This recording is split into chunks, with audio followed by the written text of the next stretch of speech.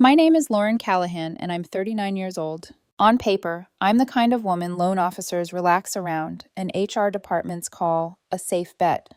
Stable job, clean credit, no messy drama that can be captured in a spreadsheet. I work in strategic consulting for a Fortune 500 company. My whole professional life is about constraints and trade-offs. People come to me with impossible timelines, bloated dreams, and half-baked strategies, and I turn all of that into something that might actually work in the real world. I don't do miracles. I do risk mitigation, contingency planning, and uncomfortable truths dressed up in clean slide decks. For a long time, my personal life looked just as neat as my project plans. I lived in a two-bedroom apartment with my boyfriend, technically my fiancé, Ethan Rivers. We'd been together 3 years, engaged for 6 months. The lease was in my name. The utilities were on auto pay from my account.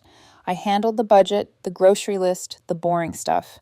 Ethan handled Spotify playlists, craft cocktail experiments on Friday nights, and charming my colleagues at holiday parties. We both worked at the same company, but in different worlds. I was in strategic consulting. Ethan was in marketing. He loved words like brand synergy and viral engagement. I liked words like margin, timeline, and risk.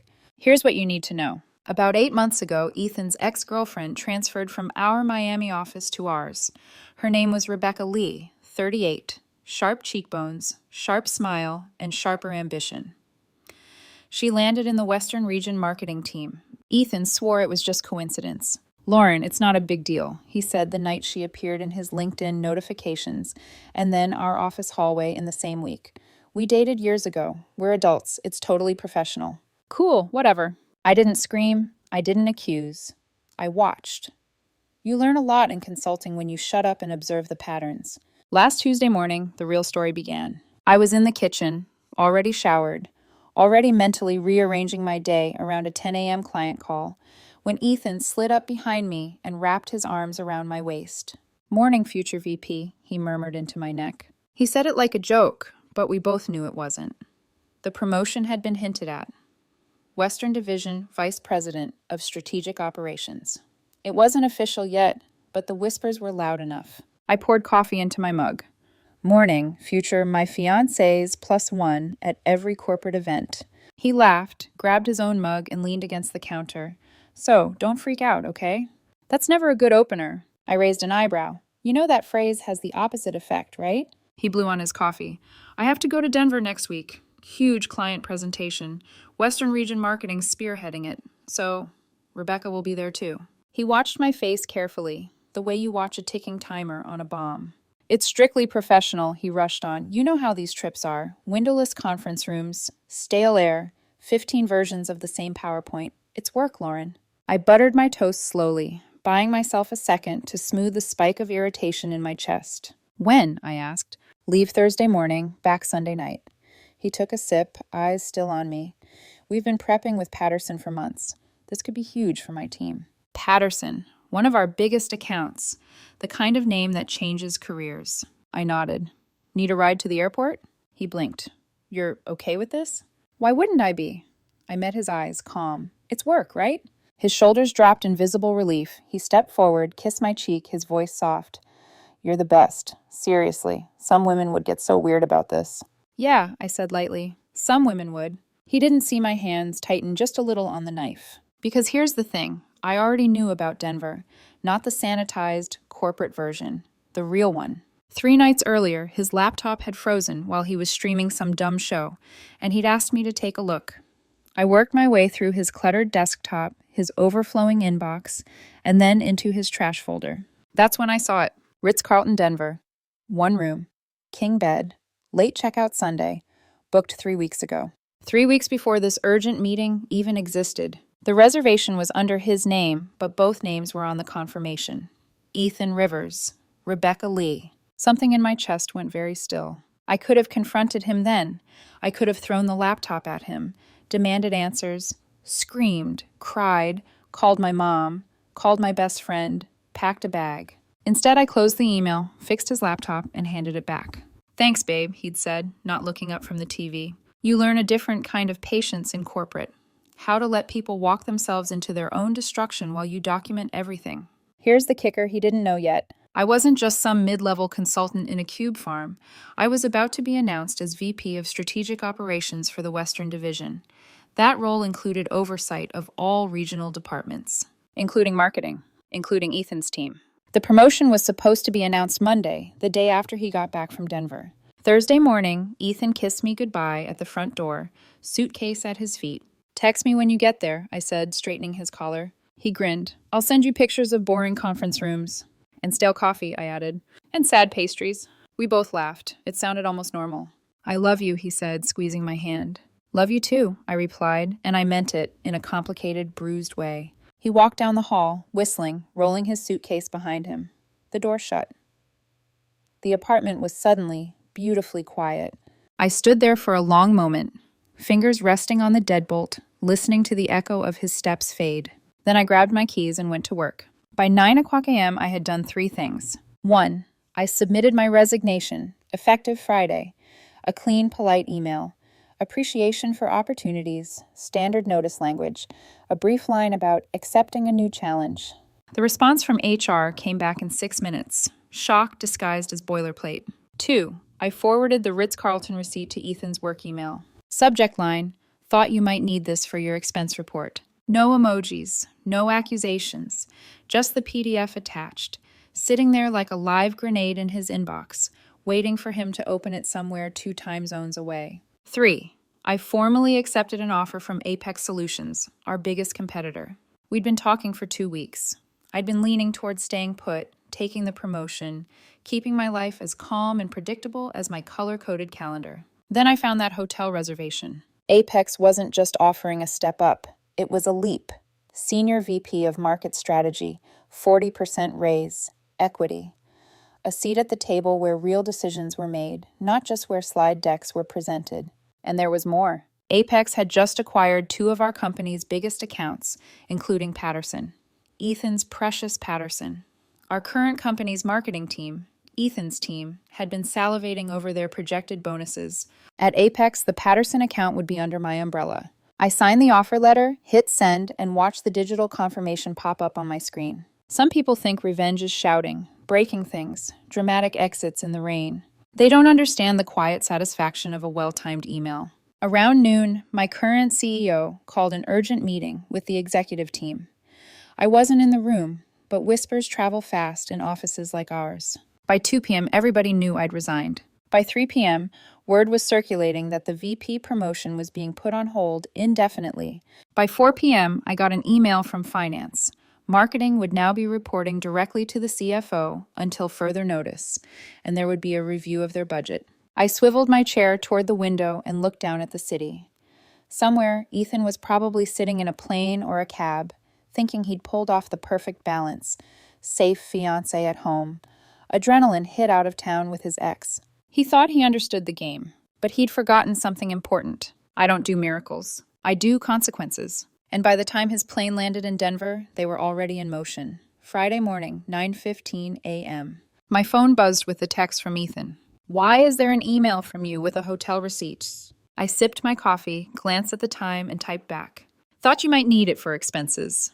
10 seconds later, what are you talking about? This must be some mistake. Another ping. Lauren, this isn't what it looks like. I smiled, leaned back in my chair, and watched the messages roll in like an incoming tide. Rebecca must have booked it wrong. We have separate rooms, I swear. Please answer me. This is serious, Lauren. Call me. 18 missed calls in 10 minutes. I didn't answer a single one. At 10 o'clock a.m., my now former CEO called an emergency meeting. The VP position, the one I'd been in line for, was officially on hold. Marketing would report directly to the CFO, a notorious hardliner, famous for slashing budgets 30% on site. The room, I was told later, had been silent. Ethan's team was already panicking. Meanwhile, over at Apex, my new boss, Harrison King, called to confirm my start date for Monday. His tone was all business, but I could hear the faint smile behind it. You ready for a busy first week, Lauren? Always, I said. Good. You'll oversee the integration of Pinnacle Marketing's West Coast operations. I froze for half a second. Pinnacle Marketing? Yeah, we just finalized the acquisition. You'll be reviewing their staff, deciding who stays on board. My heart gave a small, cold twist of satisfaction. Pinnacle Marketing. The same firm Ethan and Rebecca had been eyeing for their next big transfer. The one Rebecca had bragged about over wine to Ethan's friends. Pinnacle's partnering with Apex soon, she'd said, all confident smiles and secret plans. It'll be perfect timing for us. She had no idea how perfect. Thursday night, Ethan called from Denver. The background noise sounded like a bar. Music, clinking glasses, laughter muffled behind his voice. "Hey, babe," he said too casually. Presentation went great. Rebecca had brilliant insights on the Patterson account. I turned off the TV, keeping my tone light. "That's wonderful. How's the hotel?" A pause, just long enough to taste the lie. "Oh, standard corporate thing. Beige carpets, bad lighting, nothing special." "Get some rest," I said. "Love you." "Love you too," he said quickly. "Talk soon." I hung up and went back to packing up my office. Friday morning, 9:15 a.m. He must have finally opened that attachment. By 9:20, the text started again. "Lauren, I can explain. It's not what it looks like. Rebecca booked it by accident." By 9:30, my phone was ringing nonstop. By 9:40, my building security called to say a man was pacing outside the front desk, trying to talk his way upstairs. I smiled faintly. "Tell him I'm not available." At 11:12 a.m., I got a call from Harrison again. "Ready for Monday?" he asked. "Absolutely." "Good. And just so you're aware, you'll be overseeing the Pinnacle integration personally. That includes all regional marketing directors." I stared out the window, my reflection faint against the city skyline. "Including Rebecca Lee?" I asked, careful. "Including everyone," Harrison said. "Your call who stays and who goes." When I ended the call, I laughed softly into the quiet. Not the cruel kind of laugh, just the disbelieving kind. The one that comes when karma writes your schedule for you. Saturday. Ethan came home early. He let himself in with his key, suitcase in one hand, guilt written all over his face. "Lauren, we need to talk," he said the second he saw me. I didn't look up from the box I was taping shut. "No, we don't." He dropped the suitcase. "You don't understand." "Oh, I understand perfectly," I said. "You said it was work, that it just happened to include your ex, and a king bed at the Ritz-Carlton that was booked weeks ago." His face went pale. "You went through my emails?" "You left your laptop open." "That's invasion of privacy." I straightened, tape gun still in hand. "And you had no right to screw your ex while wearing my ring." He flinched. "I didn't screw her, yet." The word hung there like a rotten fruit. He swallowed hard, eyes darting. "Maybe I should have.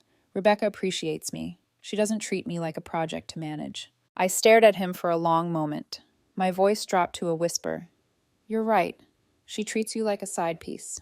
His mouth opened to argue, but I cut him off by holding out my phone, screen glowing with an Instagram post. "Rebecca's husband," I said quietly. "Michael Lee. Wedding photos, baby announcement last month, cute kid."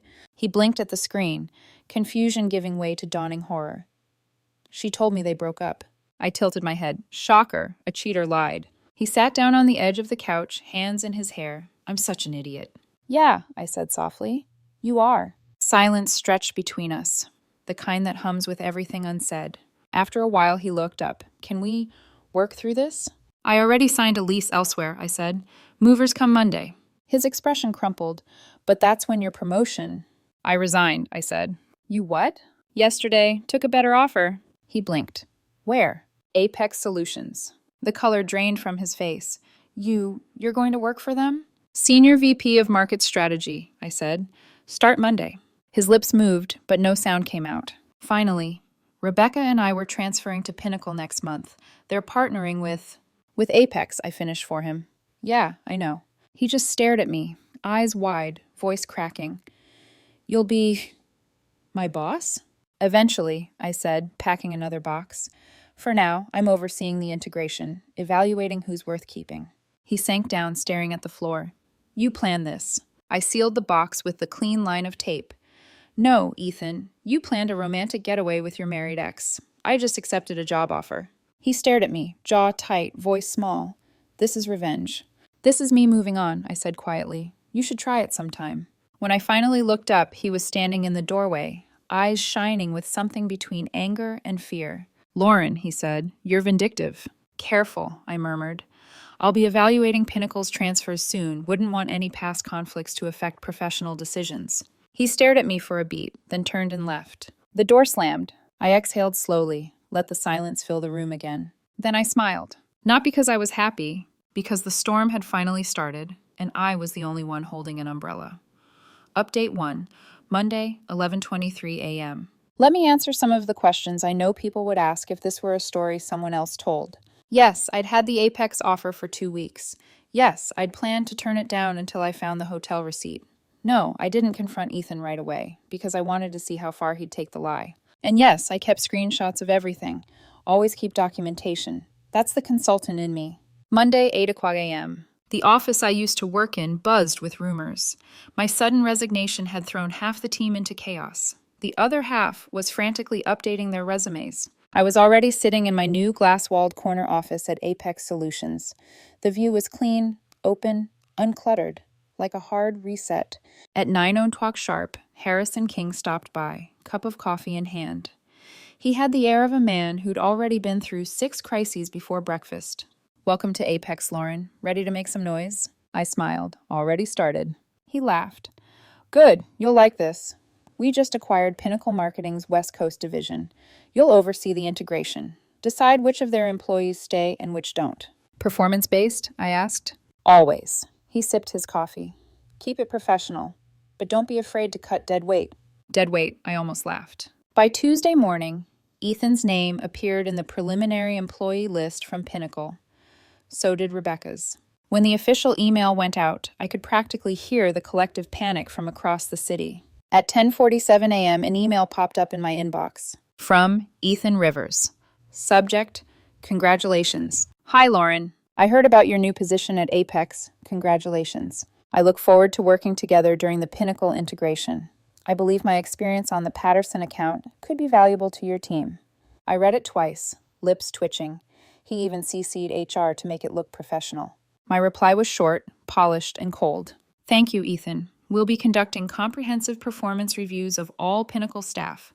Please prepare a full portfolio of your accounts and client retention rates for evaluation. I knew those retention rates. They were garbage. By Wednesday, Rebecca tried a different approach. She had a friend, Jessica Tran, one of Apex's marketing analysts in Austin, message me through the company chat. Hey, Lauren, heard you're in charge of the integration. I just wanted to say Rebecca's really talented.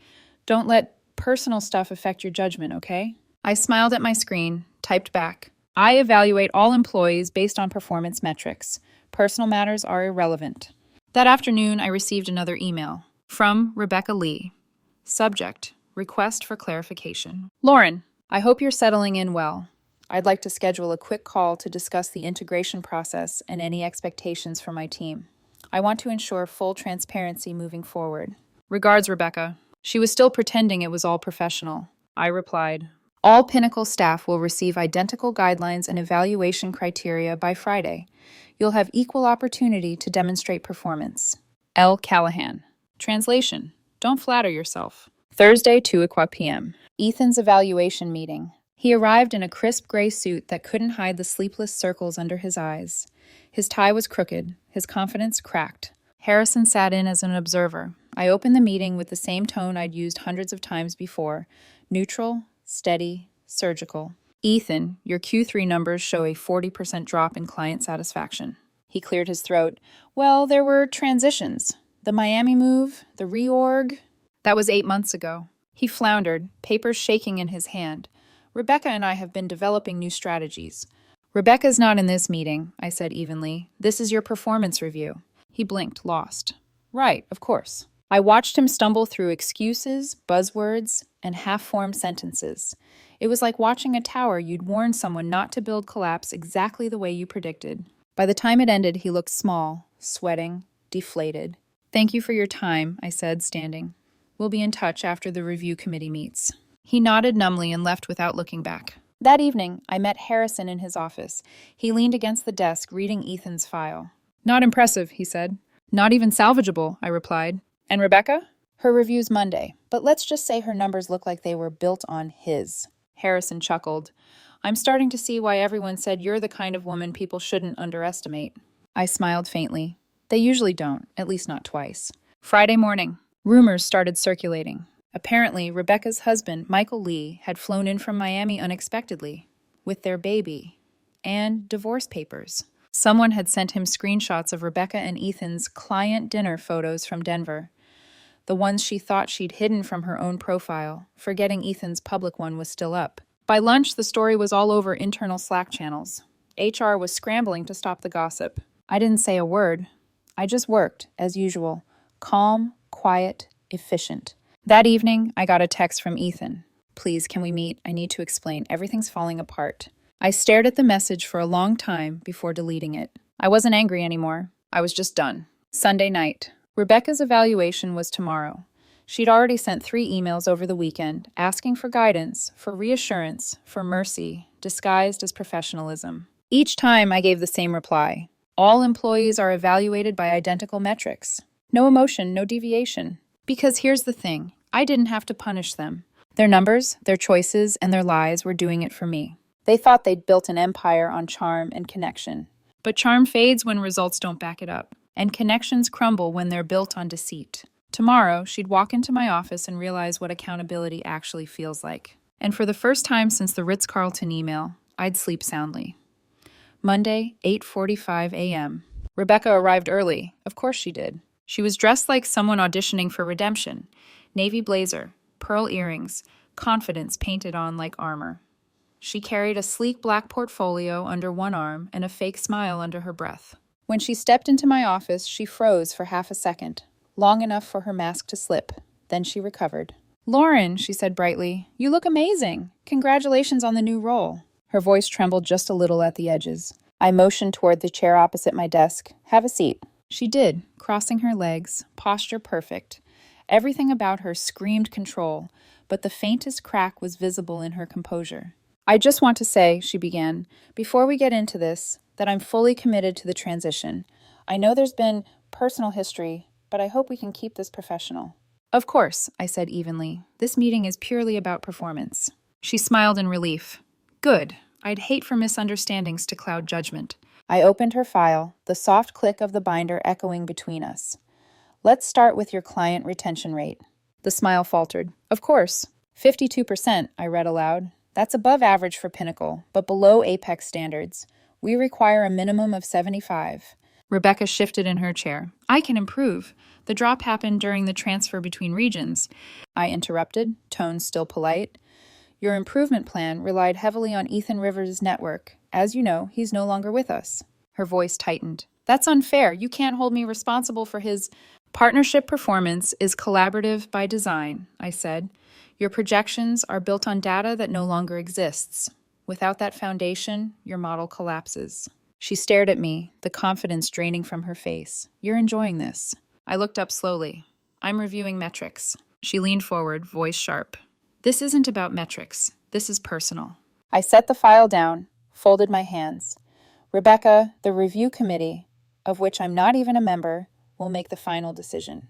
I'm simply presenting the numbers." Her jaw tightened. "The committee? Meets Thursday." She was quiet for a long moment, and then her tone shifted, softer, pleading. "Lauren, I made a mistake. I know that. But this could end my career. Please, you've already won." The words hit harder than I expected. Because in that moment, I saw what she didn't understand. This wasn't about winning. It was about letting people live inside the mess they created and realizing there's no shortcut out of it. "Rebecca," I said quietly, "I didn't set this up. You did. All I did was stop protecting you from the fallout." She blinked, stunned. "You can't seriously think—" "Monday," I said, closing the folder. "We'll notify you of the committee's decision. You're free to wait for HR's email." Her face flushed red. "You'll regret this." "Maybe," I said, "but at least I'll be honest about why." She stood abruptly, chair scraping the floor. "You're a vindictive woman, Lauren." I met her eyes, "And you're confusing vindication with accountability." She stormed out, slamming the door behind her. Thursday, 3 p.m. The committee met. 5 people, none of them me. By 4 o'clock, the decision was unanimous. Rebecca didn't make the cut. Neither did 4 others from Pinnacle. On paper, it was all numbers. In reality, it was justice written in spreadsheets. Friday morning. I was halfway through my coffee when my lawyer called. "Lauren, you might want to hear this firsthand. Rebecca's threatening to sue Apex." "On what grounds?" "Wrongful termination, hostile work environment, intentional infliction of emotional distress, the usual list." I laughed softly. She wasn't terminated. Pinnacle dissolved during acquisition. She was evaluated for a new position and didn't qualify. Exactly. We're clean. She's grasping at straws. Let her, I said. That afternoon, my new Tesla was keyed in the Apex parking garage.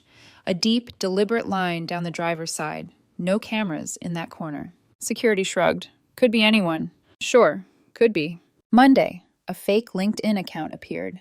My photo, my name, different headline.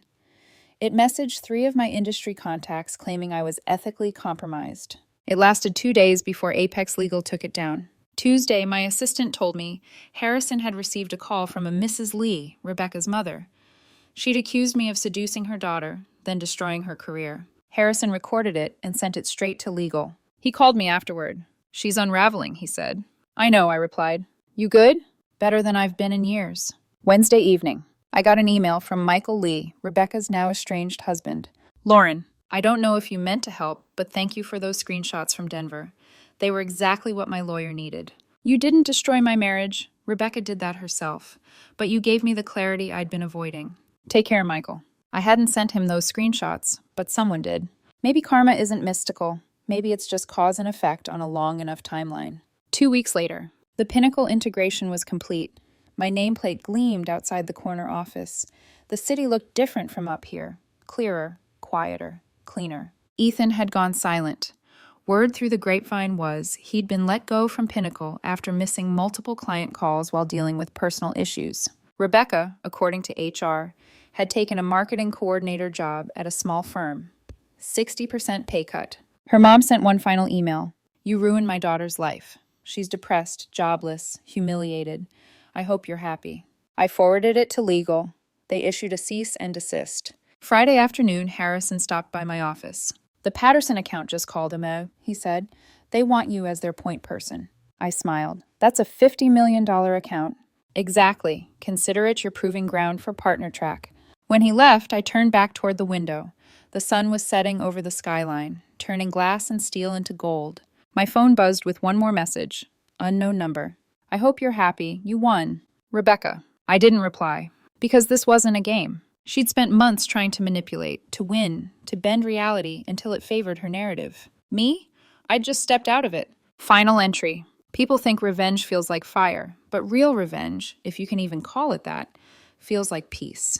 I didn't ruin Ethan and Rebecca. Their decisions did that. I just stopped cushioning their fall. Now, I wake up every morning in a condo that's mine, drive a car that's mine, and work in a company that respects what I bring to the table. Living well isn't the best revenge. It's the only one that matters.